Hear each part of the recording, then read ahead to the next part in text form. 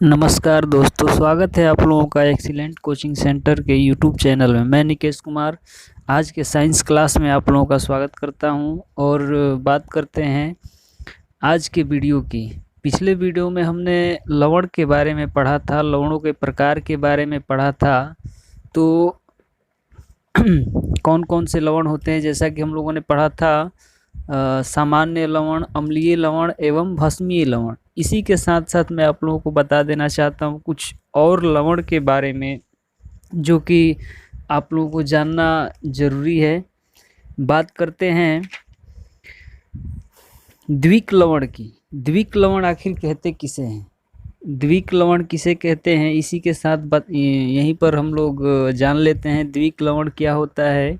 तो द्विक लवण वैसे लवण होते हैं जिसमें दो सरल लवणों का संयोग हो, जैसा कि पोटास एलम। पोटास एलम के बारे में जानते हैं आप लोग, K2SO4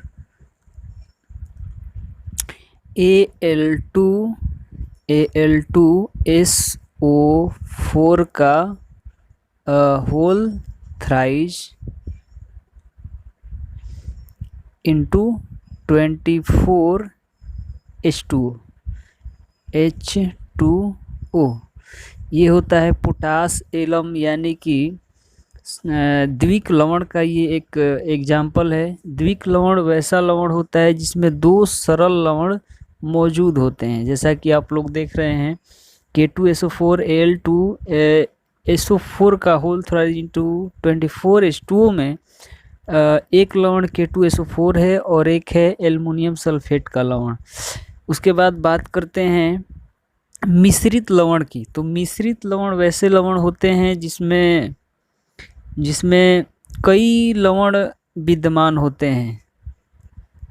अगर देखा जाए तो मिश्रित लवण में एक से अधिक क्षारीय या अम्लीय मूलक, चाहे वो धनायन हो चाहे वो ऋणायन होते हैं।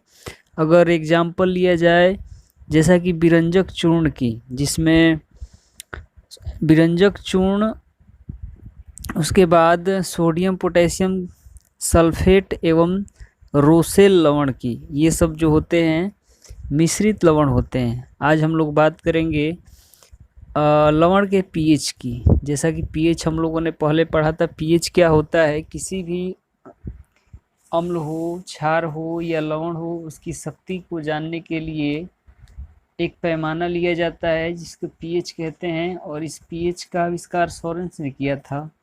इससे हम लोगों की शक्ति का पता चलता है। तो आइए जानते हैं लवण के पीएच के बारे में। तो बात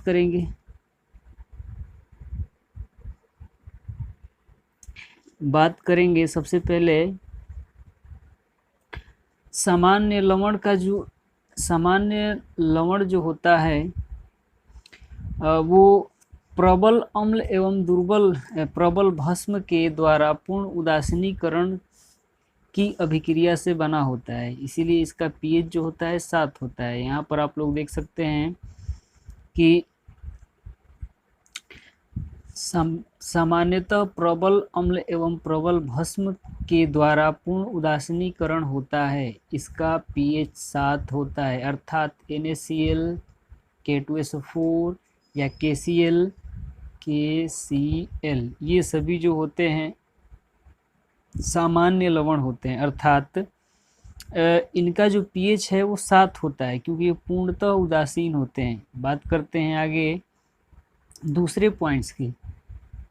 तो दूसरे पॉइंट में आप लोग देख रहे हैं कि प्रायः प्रबल अम्ल एवं दुर्बल भस्म के द्वारा लवण अम्लीय प्रकृति के होते हैं। एक अम्ल जो प्रबल है और एक भस्म जो कि दुर्बल है, जब इस प्रबल अम्ल और दुर्बल भस्म की अभिक्रिया आपस में कराई जाएगी तो जो भी लवण बनेगा उसका पीएच 7 से कम होता है। कितना होता है? 7 से कम होता है। बात करते हैं अगले पॉइंट्स की। तो प्रायः दुर्बल अम्ल एवं प्रबल भस्म के द्वारा बने लवण क्षारीय प्रकृति के होते हैं, अर्थात इसका पीएच 7 से अधिक होता है। जैसा कि हम लोग बात करते हैं ये Na2CO3 यानी सोडियम कार्बोनेट है, सोडियम बाइकार्बोनेट है, ये सब जो होते हैं क्षारीय प्रकृति के होते हैं। अब हम लोग जानेंगे बारी बारी से कुछ महत्वपूर्ण लवणों को बनाने की विधि के बारे में, जो कि परीक्षा की दृष्टि से, मैट्रिक के एग्ज़ाम की दृष्टि से काफ़ी महत्वपूर्ण है। तो बात करेंगे सबसे पहले हम लोग उपयोगी लवणों के विषय में। पहला लवण है plaster of Paris. Plaster of Paris का नाम सुनते ही कभी प्लास्टर का नाम सुना होगा। प्लास्टर होता क्या है? कभी आप लोगों ने देखा होगा कि हाथ पैर या कोई भी शरीर का अंग अगर टूट जाता है तो वहाँ पर प्लास्टर चढ़ाए जाते हैं, तो वही प्लास्टर ऑफ पेरिस के बारे में हम लोग जानेंगे। बात करते हैं प्लास्टर ऑफ पेरिस की का जो फॉर्मूला होता है वो क्या होता है। तो प्लास्टर ऑफ पेरिस का रासायनिक सूत्र होता है CaSO4 the whole twice into H2O, या इसको बोल सकते हैं CaSO4 इंटू 1/2 यानी कि हाफ H2O। और हम लोग इसे क्या क्या और किस नाम से जानते हैं? इसे प्लास्टर ऑफ पेरिस को कैल्शियम सल्फेट हेमीहाइड्रेट के नाम से भी जाना जाता है। तो एग्जाम में मान लीजिए कि ऑब्जेक्टिव क्वेश्चन में अगर आता है कैल्शियम सल्फेट हेमीहाइड्रेट का रासायनिक सूत्र क्या है, तो आप लोग याद रखेंगे CaSO4 इंटू 1/2 H2O या हाफ H2O, या CaSO4 का होल ट्वाइस इंटू H2O याद रखेंगे। अब बात करते हैं इसे बनाया कैसे जाता है इसके बारे में।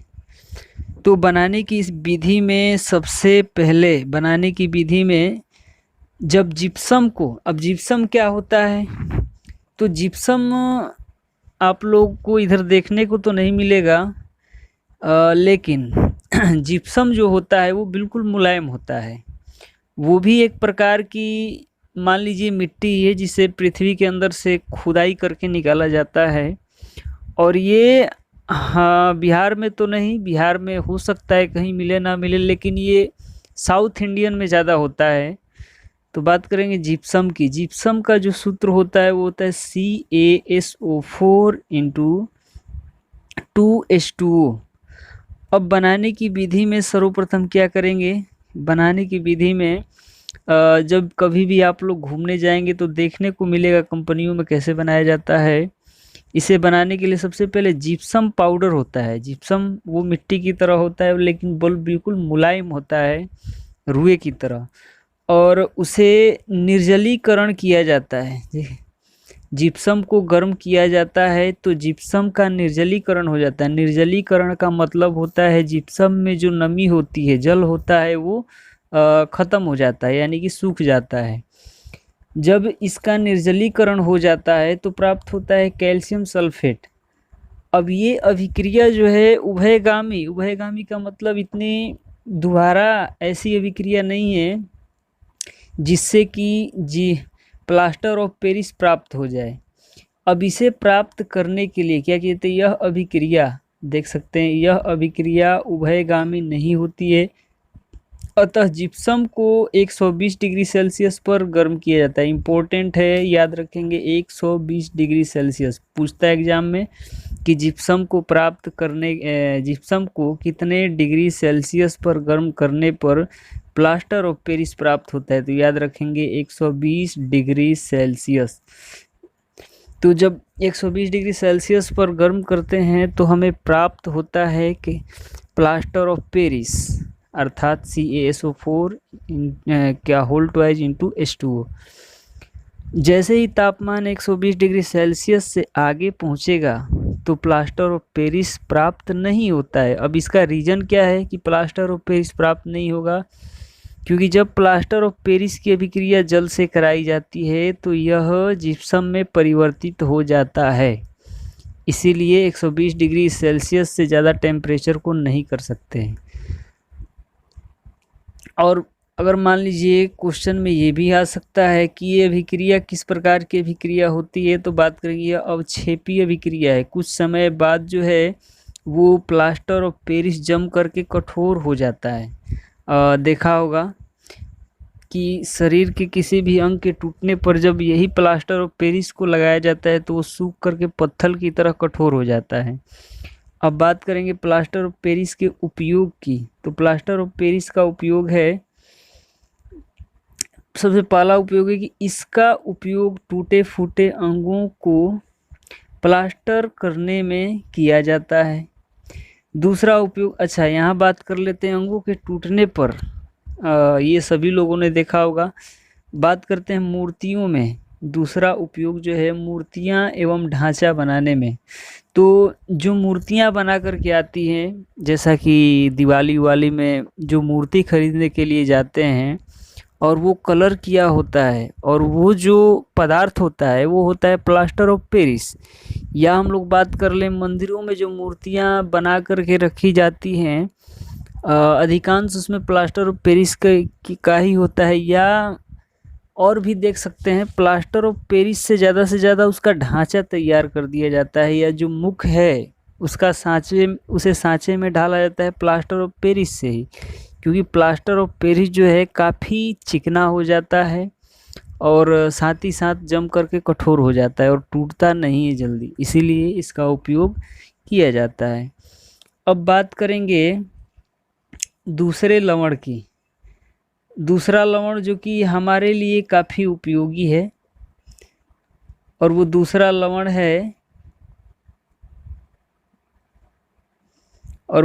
लवण है सोडियम क्लोराइड। सोडियम क्लोराइड अर्थात साधारण लवण।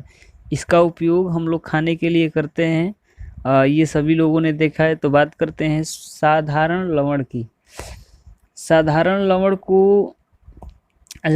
लवण का सूत्र क्या होता है? साधारण लवण का रासायनिक सूत्र होता है NaCl। क्या होता है?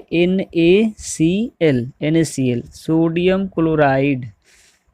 अब बात करें बनाने की विधि, आखिर इसे बनाया कैसे जाता है?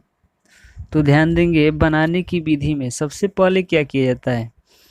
सर्वप्रथम जब सोडियम हाइड्रोक्साइड भस्म की अभिक्रिया हाइड्रोक्लोरिक अम्ल के साथ कराई जाती है तो सोडियम क्लोराइड का लवण प्राप्त होता है तथा जल मुक्त होता है। यह अभिक्रिया उदासीनीकरण होती है। समझे? फिर से देख, जब सोडियम हाइड्रोक्साइड जो कि एक प्रबल भस्म है की अभिक्रिया एक प्रबल अम्ल हाइड्रोक्लोरिक अम्ल से कराते हैं तो NaCl अर्थात सोडियम क्लोराइड का लवण प्राप्त होता है और H2O मुक्त हो जाता है। और यह अभिक्रिया जो है उदासीनीकरण अभिक्रिया होती है। अभिक्रिया देख लेते हैं, ये रहा NaOH सोडियम हाइड्रोक्साइड और ये है प्रबल अम्ल यानी कि हाइड्रोक्लोरिक अम्ल, और ये है NaCl, यही है सोडियम क्लोराइड का लवण और ये जल के रूप में अलग होता है। अब बात करते हैं नमक प्राप्ति का स्रोत क्या है। नमक प्राप्ति का स्रोत तो हमारे